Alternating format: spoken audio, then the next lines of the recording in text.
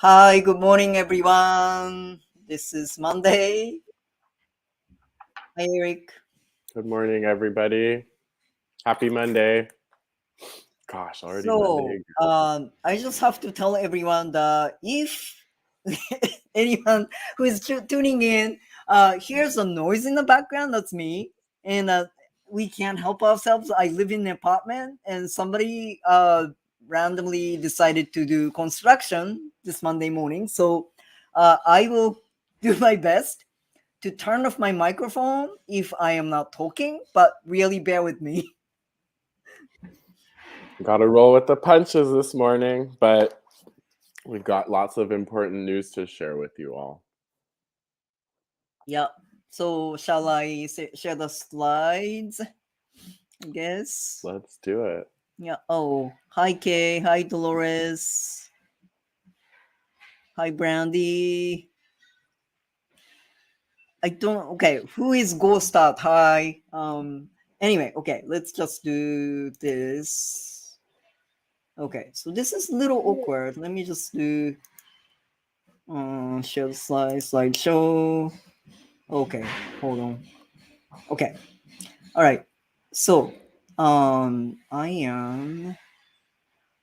not seeing the screen right now. So, help me, Eric. Okay, There so we go.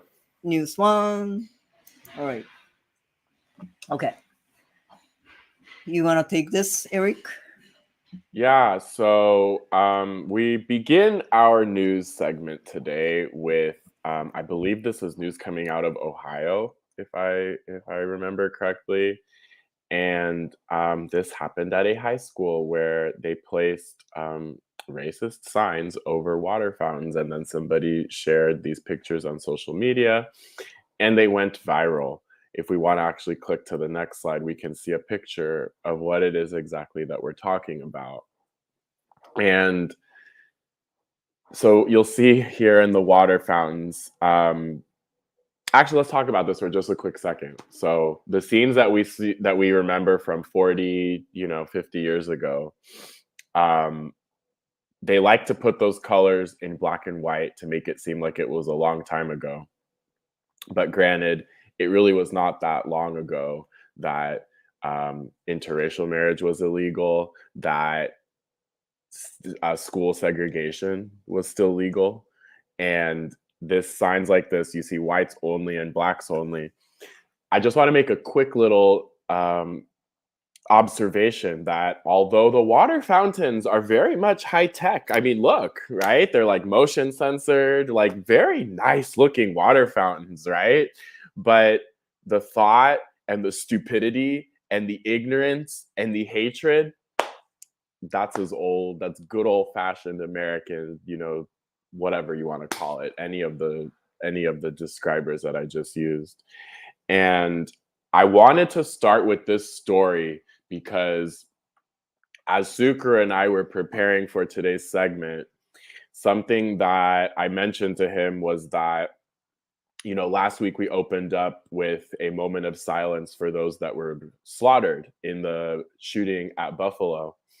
And there really is no moving forward from this as a nation. Um, Joe Biden made his performative little statement, but a group of activists that I'm somewhat involved with on social media, they made a very clear point saying that, like, well, Joe Biden, if you really care about this, and if not only your administration, but the Trump administration and Obama's administration, all three presidential administrations identified white supremacy as the biggest domestic terror threat that we have, right here in the United States, domestically. Where is the proof that you are taking this seriously? Show us in your budget. Show us what exactly you're doing, because this week, if I'm not mistaken, it's been 2 years since George Floyd was killed, since the largest civil rights movement in American history. And what the hell do we have to show for it? Before I hopped on with Sukura, I was texting my friend Ranisha. And that's literally the subject of our conversation, was like, what the hell has happened? Not a damn thing, you know? Um, enough is enough, people. And if all three presidential administrations, Department of Homeland Security, obviously we see that this is very much a very real and present threat, but we are not treating the perpetrators, the white supremacists like Kyle Rittenhouse, like this other idiot whose name I don't even remember. Obviously, these people are still alive, but people like George Floyd, people like um, shoot, Breonna Taylor, are no longer with us. There is a huge disconnect, and there is nothing being done to confront this very real problem that is going on in our country. So today, I'm actually hopping on a town hall with a group of activists with a somewhat, again, a figure that not everybody likes, activist Sean King. I'm not going to comment on on his politics. I'm not going to comment on his controversies. What I'm here to say is that I'm actively seeking a solution because our government is not taking this seriously. And like many movements in American history, this very well could be something that we, the people, have to take on ourselves. So, um, again, I'm making this plug for this movement. I'm not necessarily endorsing anyone, but I am very much open to different solutions and open to different strategies. So that's kind of the sentiment that I'd like to open today's segment with.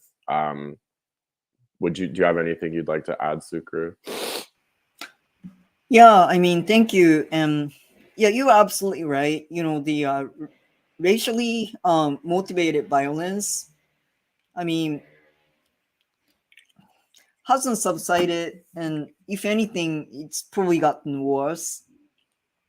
I mean, we in Asian community likes to say that like nobody talks about anti-Asian violence anymore, but it's still happening. It hasn't gotten any less or any better. Um, in our community, we hear it every day. Somebody somewhere got attacked, got killed, got like really, physically and mentally traumatized severely, and really nothing's being done.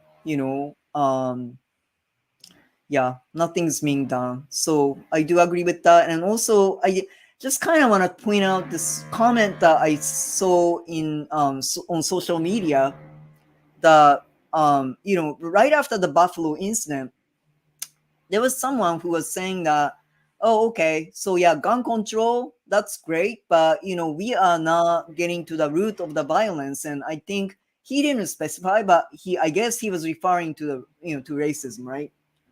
I mean, while I do agree partially with what this person was saying, I mean, gun control absolutely has to be done, and we have to we have to address racism in this country, absolutely. But I mean, I just feel like we have to do both. We can't resort to this argument that, well, guns don't kill people, people kill people.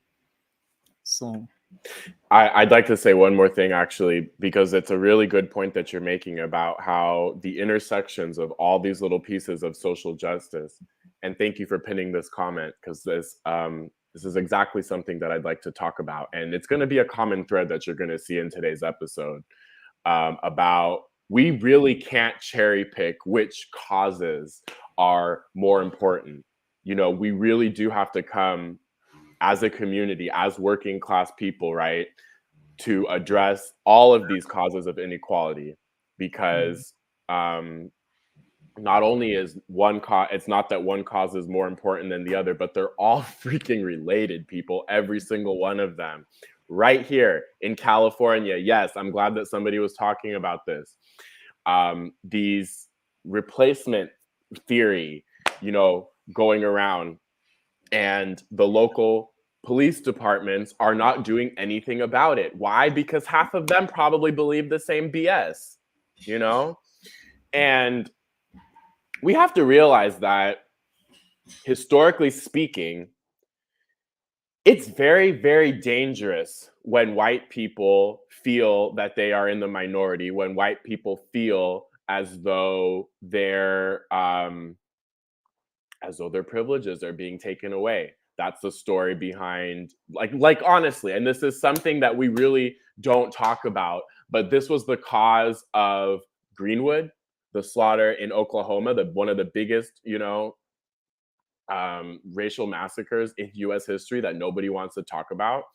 It was pure jealousy between these two communities. It's like, heaven forbid, after all that we've done to Black people and they're still succeeding, after all we've done to these damn minorities and they're still somehow making it, we're in a very, very dangerous time, people. And and if you think that, that you're somehow protected, if you think that somehow that we're not causing a situation where certain groups are going to feel forced to fight back, because let me say this, in my opinion, it's really funny, it's really ironic, and it's a little bit disgusting that we perpetuate these myths that certain ethnic groups are more violent, that certain ethnic groups perpetuate violence in their communities, because honestly, if you really look at it, let's just talk about African American community in particular. I would say that they've been very damn patient. You don't really see huge uprisings, in the Black community fighting back against all the shit that they've had to deal with from racist people. And I think that we're getting to a point where it's like they're not going to be quiet anymore, because this is quite literally a threat to their very livelihoods, and nobody's addressing this. This grocery store in Buffalo is the only grocery store in this entire big, humongous food desert. So where else are these people supposed to get their groceries? And they don't even feel safe going to the one damn grocery store. People, we really need to wake up and realize what's going on here, because there's going to come a point, it don't matter what the color of your skin is, right? If everybody's got a damn gun, and if tensions are so high that people feel that they need to protect themselves, and it's that, remember, I don't have to tell you how easy it is to get your hands on a weapon. This is creating a hostile, volatile situation for everybody. Everybody. It doesn't matter what the color of your skin is. So, again, I just really hope that we can come to a point where we realize that even if this is something that is not necessarily directly affecting our community right now, it's a very present threat that all of us have to take seriously. Yeah, absolutely. Thank you, Eric. Yeah, and as Brandy said, we are stronger together, working together. Yeah, I mean, yeah, totally, totally. I just hope that many of us come to this conclusion. Because like it's just really totally like what they want, right? Like we are just like very, very divided. I don't mean to digress, because we have to go to the next story, but like I've been talking with a lot of transgender folks these days, because of a project that I'm involved in. And within like for instance, within even within LGBTQIA plus community, I mean, we are heavily divided, let's face it. And um so like just kind of touch on like what you just said about African American, Black community. And I'm not asserting that like same thing is happening, but we were talking like bunch of us, transgender folks got together virtually, and we were talking. And so within transgender community, there is a fear that like if we speak up, if we get too outspoken, like we get beaten down, right? We don't have protection anymore from our LGBT or LGB or LG peers. Because as long as we are quiet, as long as we are nice, people like us and people advocate for us. But as soon as we say, okay, no, like what you're talking about is not accurate, like you are just kind of creating wrong narrative for us, and we are not letting us speak, you are not letting us speak.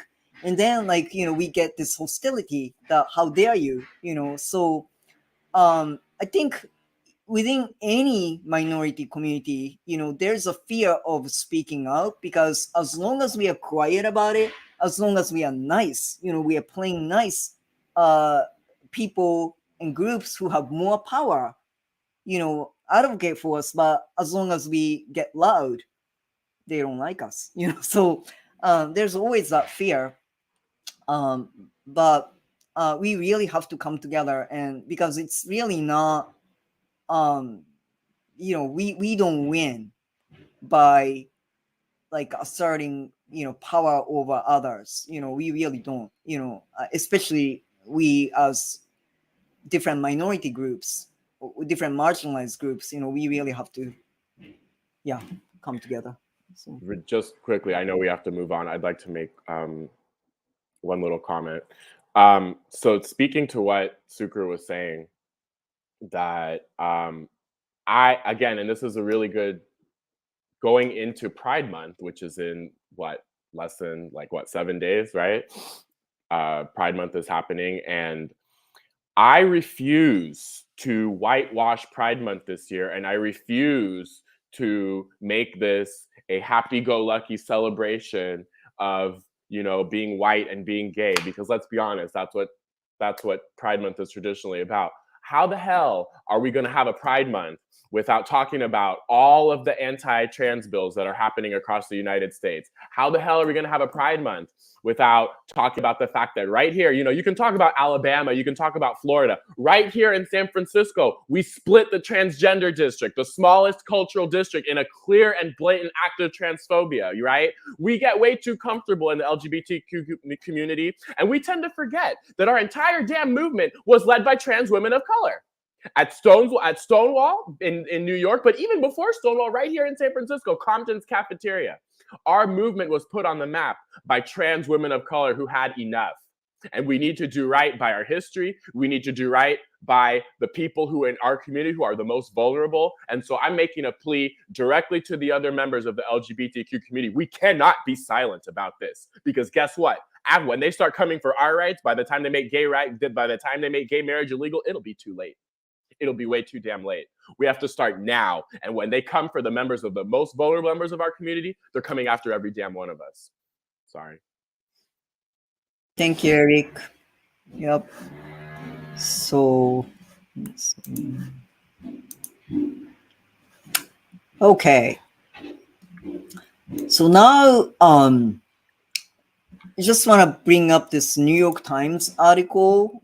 It's actually a very in-depth article, so I really encourage everyone. Well, of course, it's like behind a paywall, so yeah, I can gift this article to like 9 other people. So if you have direct contact with me, if you want to read it, just email me, and then I'll just gift you this article. But anyway, it's an article in New York Times about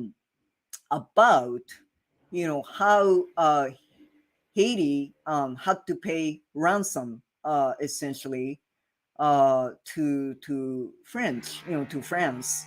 Um, so as you guys know, in 1791, yeah, enslaved Haitians did the seemingly impossible. They ousted their French masters and founded a nation. So that's great. That's like very revolutionary. But what happened after that? French essentially gave them ultimatum saying that, oh, you have to give us some money, for your freedom, right? So let me go to the next slide. Yeah, so but France made generations of Haitians pay for their freedom in cash. So how much exactly did they have to pay? So New York Times, they did the estimate for us with the some expert opinions and feedbacks. So I'll just quote their article. So New York Times estimate: Haitians paid about $560 million in today's dollars. It would have added a staggering $21 billion to Haiti over time. So the estimate goes on because it's not only about the pure dollars that Haitians paid to France, because it has to like calculate if all these money, all these dollars would have stayed in the Haitian economy and used, to develop their own industries and stuff like that, what would have happened, right? That's like what we have to look at. So they calculate the loss to Haiti. The loss to Haiti is about $115 billion over time, or 8 times the size of its economy in 2020. So if Haiti had not been forced to pay its former slave masters, the country's per capita income in 2018 could have been almost 6 times as large. So so that's like a dollar, the numbers that we all like to talk about. But not only that though. So the other side of this, or I should say, like another aspect of this, is in order to pay France, they had to take out a lot of debt. Okay, so that's like another dimension to this story as well. Um, so it's when you think about like what happened or what France engineered to do is like really very sinister, because so Haiti took out loans to from a French bank. Oh my Yeah, God. yeah. So there was like this original like 5 installments that, Oh, yeah, the France, like forced Haitians to pay, and they couldn't even like finish paying these 5 installments. So they took out the loan from French bank, which essentially fostered, helped develop the current, French, banking industry in France, right? oh my God. And not only that, actually. So let's talk about Americans, right? Because in so their slave masters to begin with was France, but later on, like in 1915, 19, so 1900s, the power shifted to America. So the Americans, uh, we took on, or we actually bought, um, the deficit, national like deficit from Haiti, and then Citibank. So Did okay, we let me just, really? yeah, there's We a so we Citibank. we took on that debt, or Hold we? on. Oh Yeah, let me my just God. read this quote because I want to be accurate about this. It's a So yeah, I mean, as I said, please, like if you can read this article, because it gets into a lot of different stuff that we just really can't cover because we won't be reading the whole article here. But okay, so yeah, um, yeah. So after 1915, when the Americans replaced the French as the dominant force in Haiti, they did more than just control the country's national bank. They installed a puppet government, dissolved the parliament at gunpoint, entrenched segregation, forced Haitians to build roads for no pay, killed protesters, and rewrote the nation's constitution, enabling foreigners to own property for the first time since independence. Let's see, let me just skip forward. There was another hand behind occupation as well: Wall Street, in particular the National City Bank of New York, the predecessor of Citigroup. By 1922, its affiliate had bought all the shares in Haiti's national bank. Okay, so that's what happens. So the predecessor to the Citigroup, the National City Bank of New York, had bought all the shares in Haiti's national bank, and with guarantee from the American government that it would be repaid, won the chance to lend still more money to Haiti. The bank ended up controlling nearly all of Haiti's foreign debt, and then followed a well established pattern. So it did little to develop Haiti while sucking up a quarter of the country's revenues over the next decade, according to annual fiscal reports reviewed by the Times. So Citibank, yeah. There's a Whenever Go you're ahead. done, there's a couple things I want to add. Yeah, go ahead. Um, so to add some context about what was going on here in the United States, right? So this is what Haiti, France, obviously the US sticks their nose in everything if there's some money to be made out of it, and particularly if you can screw over some people of color. But here in the United States, 1915, that was the opening of the Panama Canal. That was Mm, huge, huge for trade here in the United States, right? right. But the other thing that was going on, and something that we are not really taught in our history, that we really don't talk about, was the huge economic impact of slavery. We don't really think of the Mississippi Delta region, right, in the South as being a particularly wealthy region. This had the highest concentration of millionaires per capita in the entire United States, the Mississippi River Delta region. And why? It was because of the slaves picking cotton, period. We don't talk about the huge economic impact that had for the United States economy. And that literally is what propelled us into being a world power, is all the money we made off of slavery. Right. And I this whole Haiti situation hits a little, I mean, not as close to home as people who are from there, obviously, but I was telling Sukru before we got started, like, the church that my family attended, every single year we send dozens of mission trips around the world, with the main one being we would always send a group to Haiti. And I just, I have mixed feelings about mission groups because without getting too deep into this, I think a lot of these groups, they perpetuate this idea that, these countries are such victims of poverty, and, oh, they don't really know how to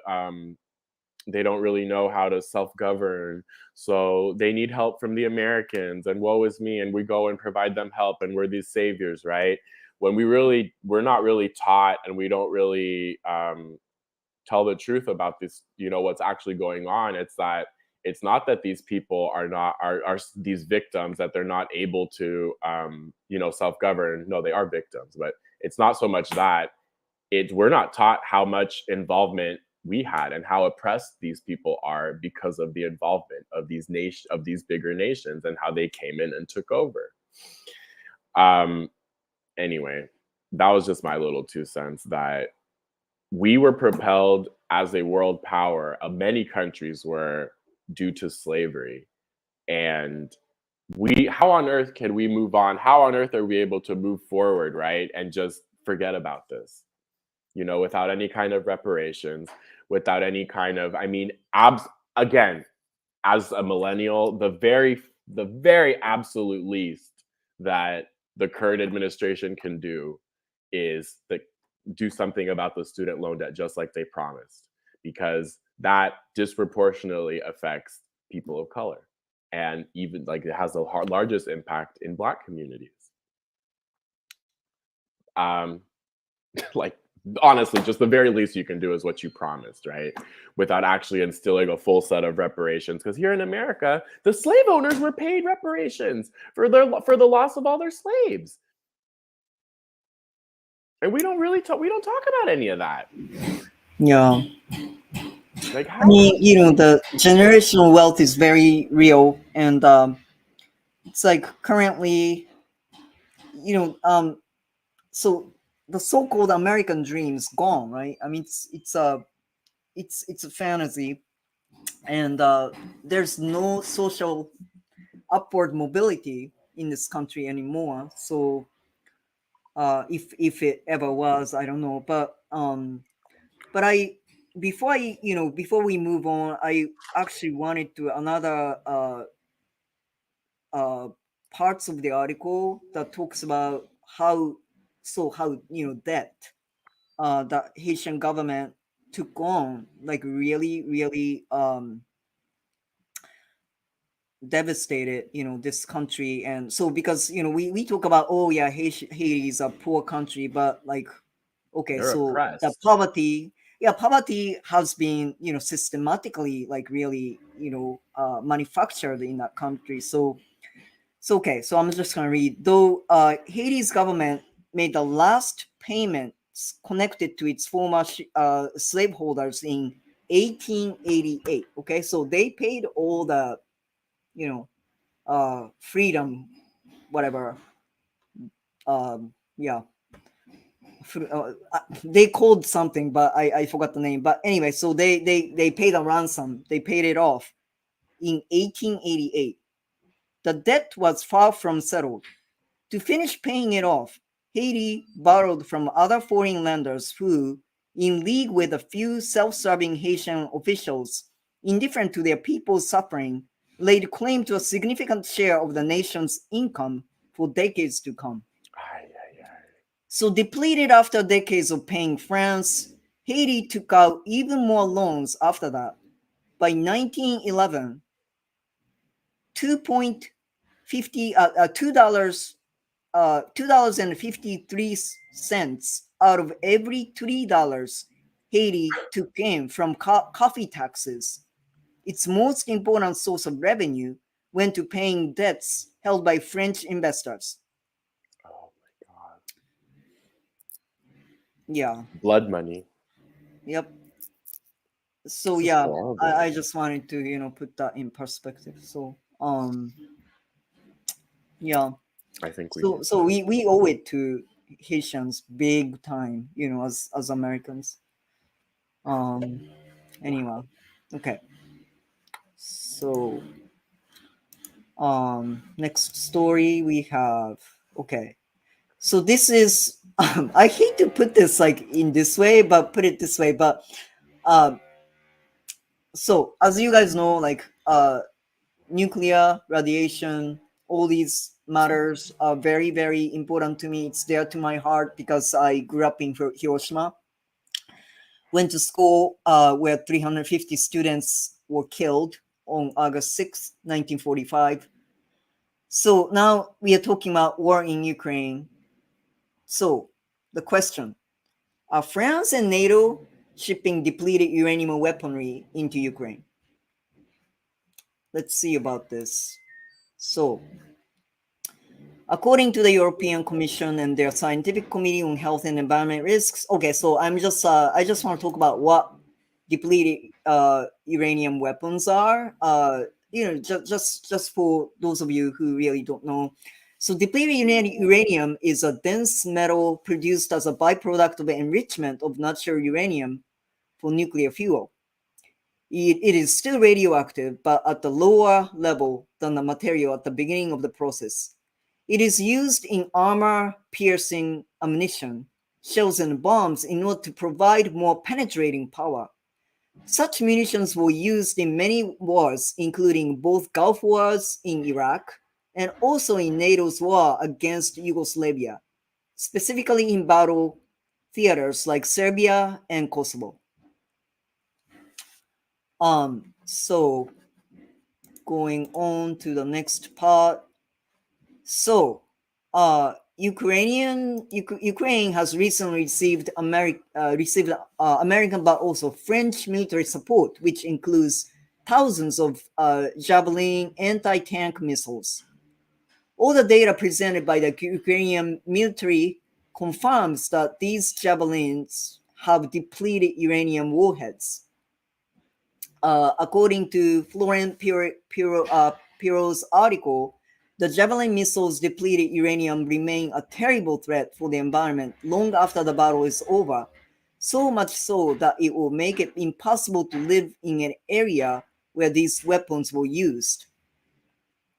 So, um, so as the previous slide indicated, Americans used depleted uranium weaponry in Fallujah, Iraq, and not enough people talk about this, but we did. The United States did. and it's still making people suffer in that region because the region is contaminated, heavily contaminated, and also there are horrendous birth defects.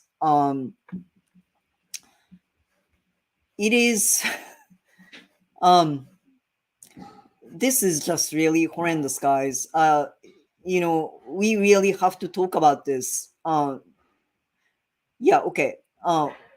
We shouldn't be fighting a war, period. But depleted uranium weapons, um, in my opinion, there's like no business whatsoever. No one's should be using that weapon because uh, it not only it not only damage it not only kills people in that instance, but the effect is over generations. um it is a weapon developed with the intention of damaging people and environment for generations to come.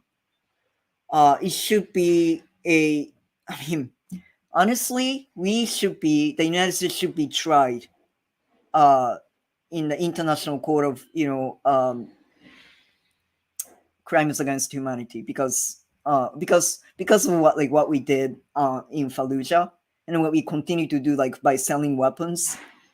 So like, okay, these people right now, because there's a lot of misinformation going on in the mainstream media, and people talk about like we are helping Ukrainians.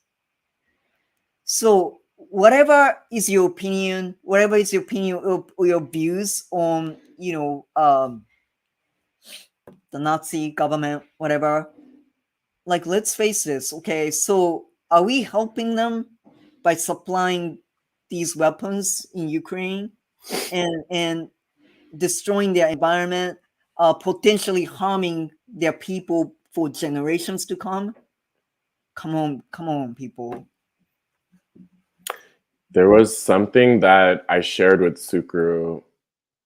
Obviously Sukuru is my brother. We talk a lot, but I had this conversation with one of my Lyft drivers, um, who he was saying that the poor Ukrainian people, right, were it's again, whatever side you're on or whatever narrative of the story you want to believe, um, what we are creating is a bunch of refugees. Essentially, what the is we are manufacturing you know a system, a circumstance where we're creating a bunch of refugees who many of whom are going to come to the US.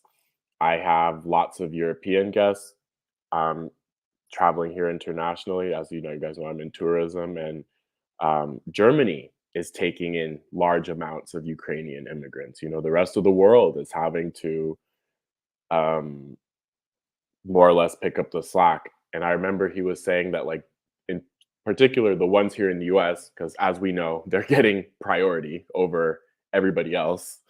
Uh, that white skin, blonde hair, blue eyes really gets you far when you're a refugee. But it's also like the situation isn't so pretty for them either, because when they come to the US, all of a sudden they have to pay for healthcare. All of a sudden they have to pay for education. All of a sudden they're not living under a government that takes care of them as well as they were in Ukraine. So who really wins? Who really benefits other than a small section of people who own defense stock, who the weapons manufacturers and the private defense contractors, right? Like, and the other disgusting part that nobody talks about is that when we allocate these funds, like the 40 billion that Biden just signed into law, right? That Biden and the House is now giving to Ukraine. Um, what most people don't realize is that with these government contracts and these defense contracts, they have to use 100% of the funds, right? Or they lose it in many of these instances. So this is just a really, really disgusting situation when also here in the US, we're dealing with things like formula shortages.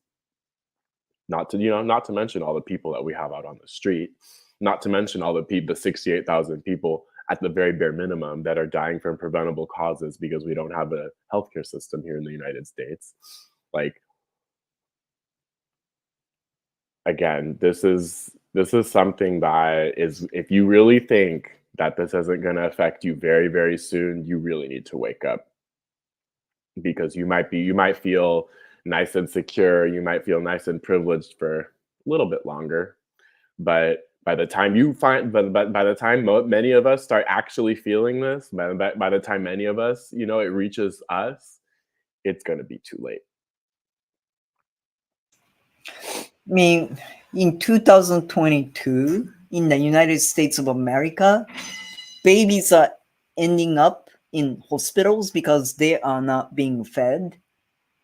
I mean, if And that that doesn't cause you alarm, I don't know what would. I mean, what is this? I mean, you were right, Eric. And then, so like, there's a war going on in Ukraine, and Joe Biden has to go to Asia and has to make a statement such as, oh yeah, so if China attacks Taiwan, we will be, militarily, involved. We will be getting militarily involved.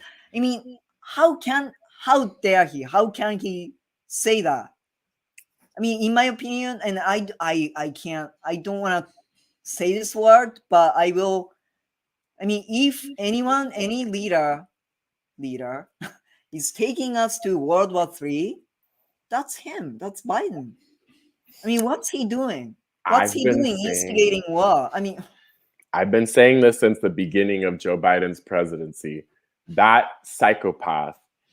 And before I say this, like when we say, "Oh, how do these people sleep at night?" or "Oh, first of all, you're doing a huge disservice, to put it lightly, by giving these people human characteristics, right? By attributing them to human, any type of humanity, because these people are not. They're all complete psychopaths, every single one of them. And I've been saying this since the very beginning of Joe Biden's presidency. He is determined to make his legacy a war with China. And I mean, if that's the case, I mean, it's a wrap, folks. It's a wrap. World War III, nuclear war, the world's over. yeah, It doesn't matter if you're a Republican or a Democrat. right. Done. Yep. Yeah. I mean, okay, so I am not saying this because I am an anti-nuke activist, but I think at this point, people really need to get, or I mean, I hope that people get really serious about advocating for, like, abolishing nuclear weapons, because it's like, well, I'm sorry to say, like, if another nuclear weapons used in this world right now, yeah, as Eric said, that's it. That's all. I mean, it's all over for us, um but I guess, yeah, yeah, I don't know. Anyway, let's just kind of look at the comments, because we've been getting a lot of comments, and I don't want to ignore. Just kind of going back. Yeah, this is like a very interesting news that Go Starts just posted in the chat. 10,000 truck drivers have been taken off the road this year due to cannabis violations. Yeah, well, with all the everything else that's happening in the world. Right. So is that to say that the drivers have been found to be smoking weed? Is that what we're saying? Let the That's what I'm drivers smoke. Let the assuming. I guess drivers like smoke freaking Ghost weed. you know.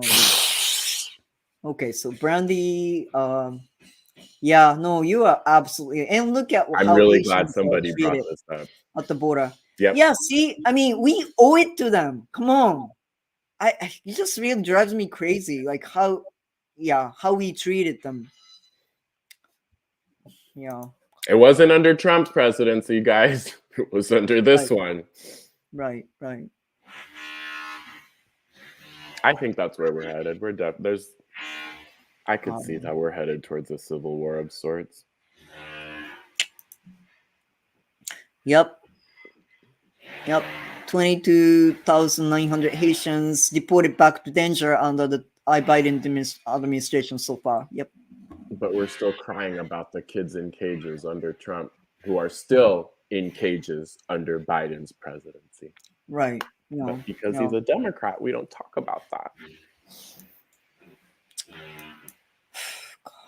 Okay. This is like last, but there are many military weapons manufactured by both private arms companies and governments which are in contravention of international law and or the Geneva Convention. Examples include depleted uranium, which is used in ammunition that remains radioactive for decades.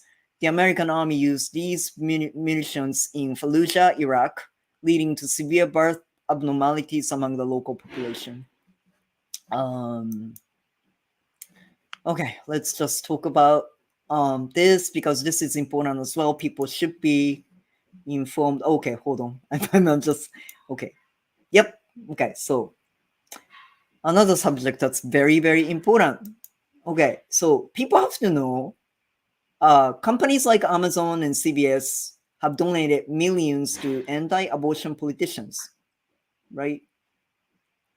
And this is really where, not to cut you off, but where it's really like all kind of coming together, how you really can't cherry pick which social justice causes you want to be involved in because it's all connected. And there's one sinister plan to screw us over and squeeze us as much as possible. And these people, the same people that are pushing the replacement theory, because for the first time in history, white people are actively becoming the minority, um, are the same people who want to stop abortion access, to restrict abortion access, and actually not even restrict it, just stop it entirely, um, because they see a threat to the labor supply. That's it, folks. That's why. That's why they're pushing. That's why they're pushing for this. And here they have you thinking that they care about babies and that they care that they're pro-life. Nah, people, they want to be able to keep paying people slave wages, and they don't want to. They don't want to see their labor supply dwindle. Mm-hmm. Come on, like think about it. Amazon, AT&T, Coca-Cola, these are the biggest companies in the world. Yep. Google, T-Mobile, right? And again, in just a week, these are some of the people that are going to be running their mouths the loudest about LGBTQ rights and, we love Mm-hmm. gay people, right? Look at Yeah. this So censorship what I have bullshit. to say about that, yeah, follow the money. Absolutely follow the money because one thing I wanted to mention, it's mentioned in this very article as well. So, um, these are public companies, meaning that their stocks are being traded on the stock market. So therefore, they have this thing called annual reports, which you can read. Anyone can read because it's a public information. But what these guys talk about in their annual reports, or some companies have like a special reports like in addition to annual reports where they talk about like what good they're doing to the world, right? So like companies like Amazon, you know, uh use these like, okay, so yeah, we are huge like defenders of women's rights, blah blah blah. Bullshit.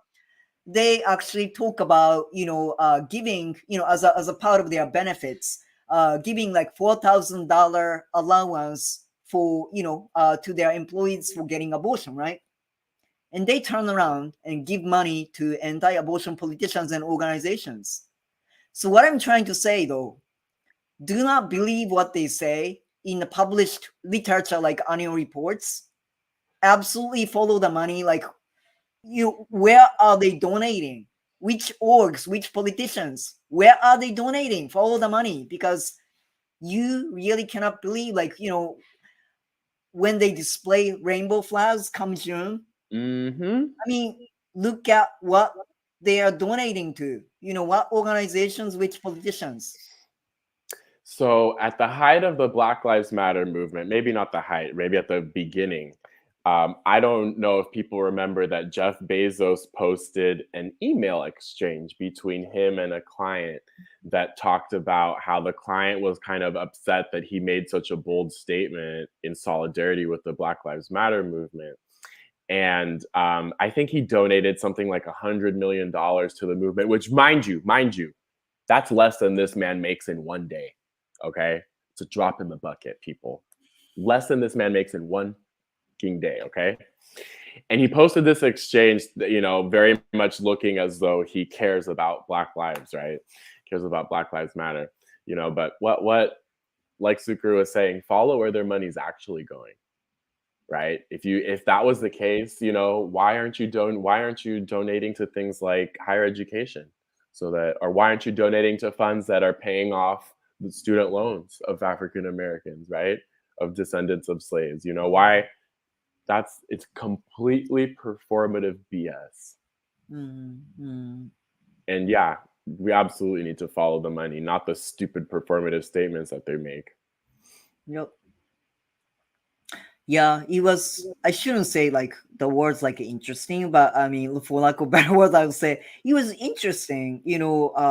Right after the George Floyd incident, the like what kind of statements like a lot of companies or virtually like every company that you can think of, because they were like rushing to make some kind of statement because they felt like they had to.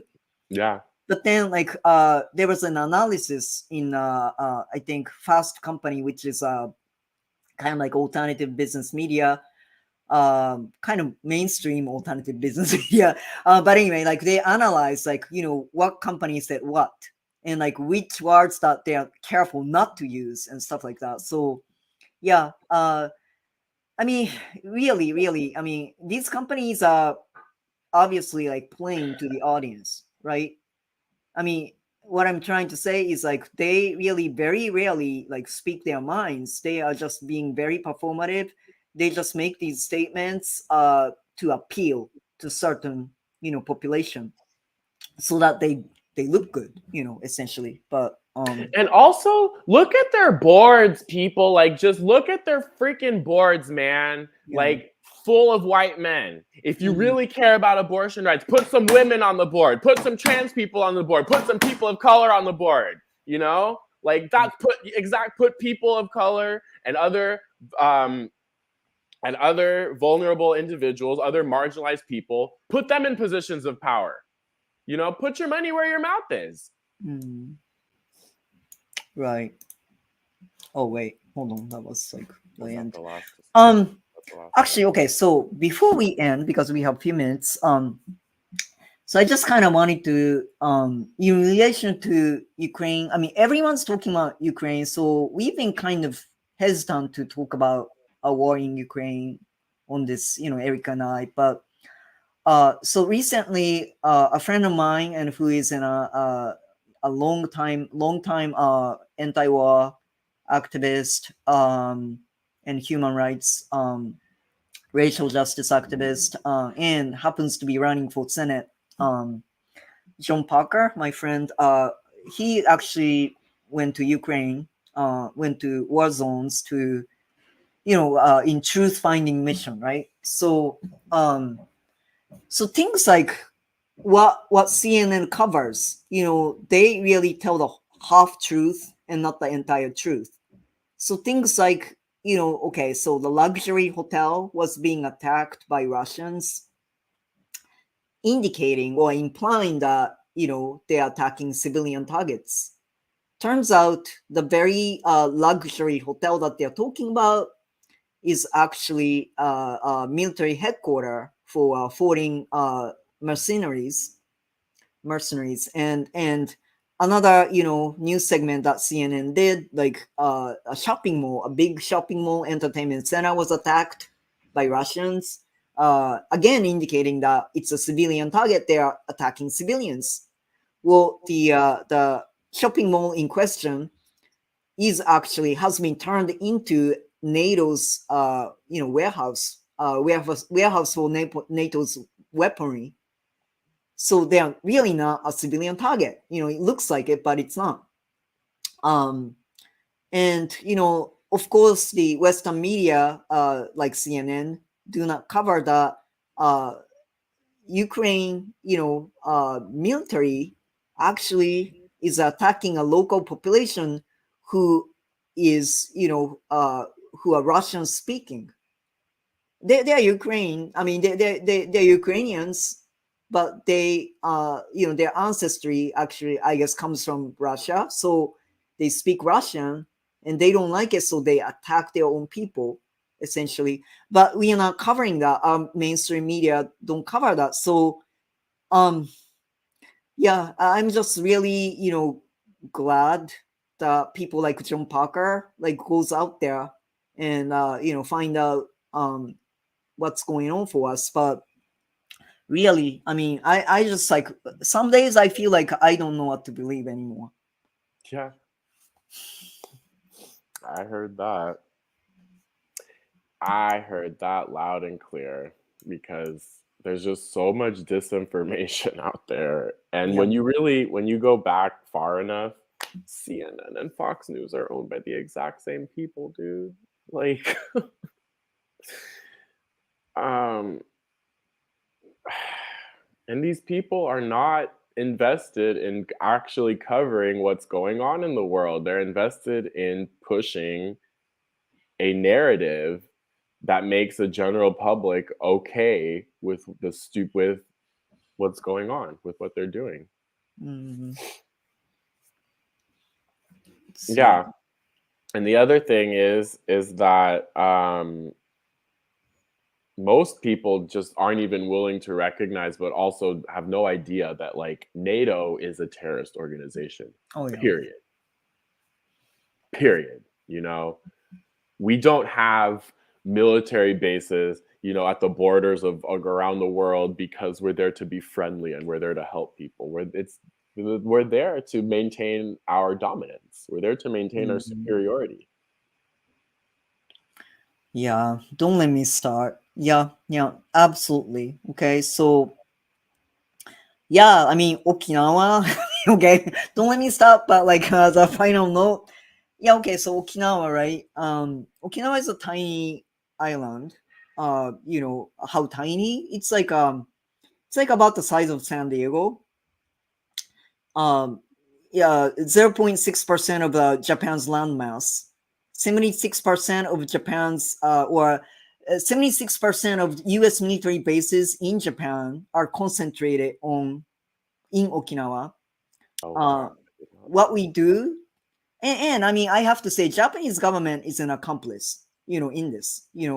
We are complete. I mean, Japanese government is complicit because it is letting it happen. It is allowing the U.S. to be there, but um, so not only like they occupy the land, uh, you know, uh, there's been like violence against local women, right? Women and children, sexual violence, all kinds of violence, but and often accidents are very common, like helicopter accidents.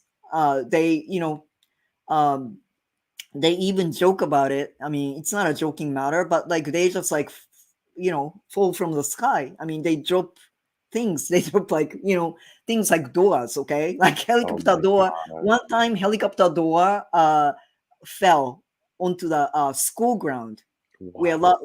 where students, local students, were having a gym class.